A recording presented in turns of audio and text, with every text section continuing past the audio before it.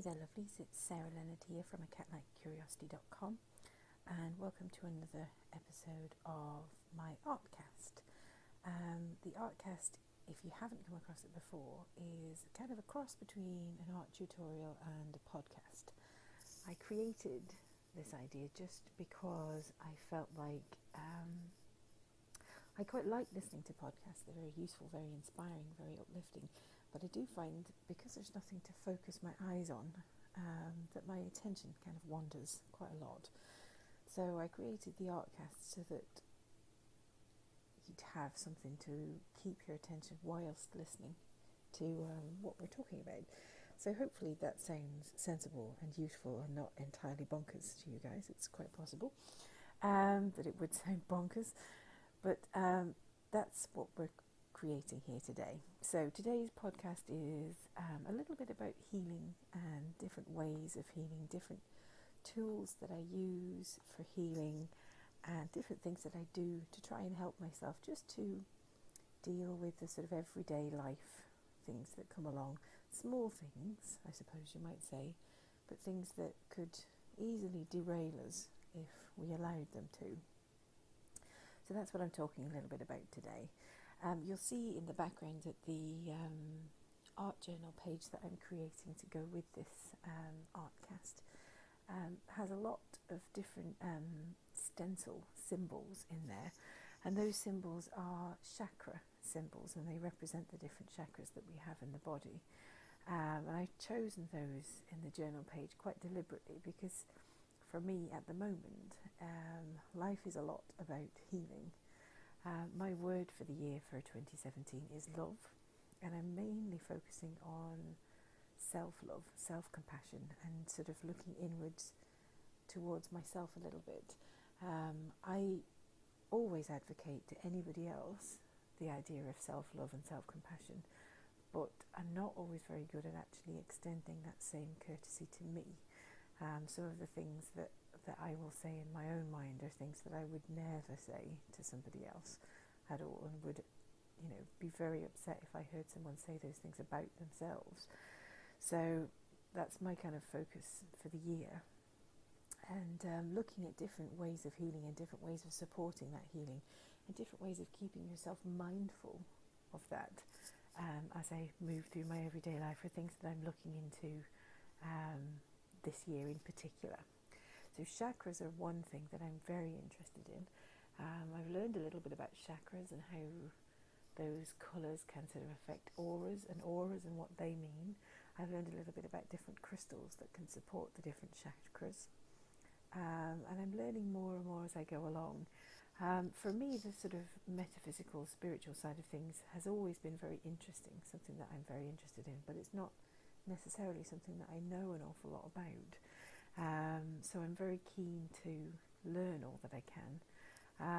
For some people, that side of things would just not be interesting at all, would just be something that would seem frivolous or whatever else. But for me, I think it's if nothing else, it's something to just help keep you and your focus in mind at all times.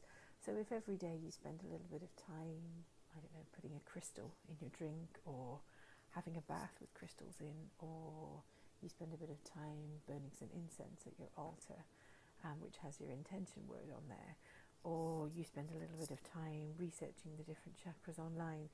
If every day you do something small like that, even if you don't believe in the spiritual, metaphysical side of things, just the fact that you've then brought your consciousness around to remembering those things is valid and valuable, I think.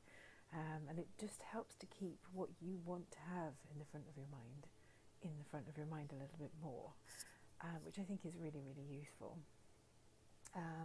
Other things that I've been doing, not just the sort of metaphysical side of things, I've been reading some books about healing and compassion and self-love. So I've read You Can Heal Your Life by Louise Hay, which is very interesting. Some parts of the book I really kind of struggled with. The idea that people who have serious illnesses kind of bring them on themselves is one that's quite difficult to swallow.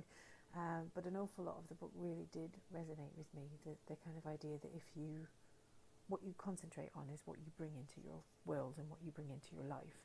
So focusing the mind on the positive obviously then brings more positives towards you, which is ultimately what everybody wants, and ultimately is the kind of thing that will help a person to heal. So that's one of the books I've been reading. I've read The Gifts of Imperfection by Brené Brown.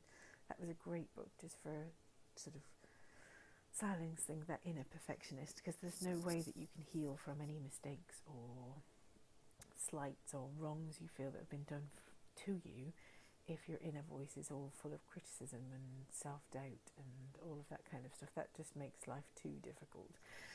So that book I really, really enjoyed and would recommend.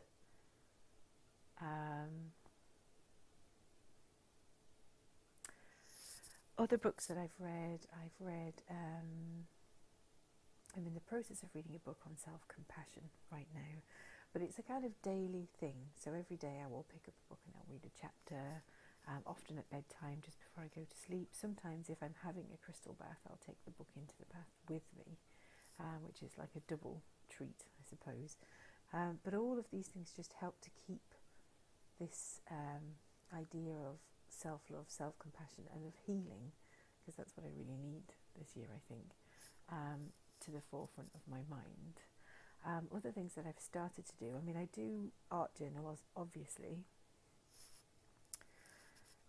As you can see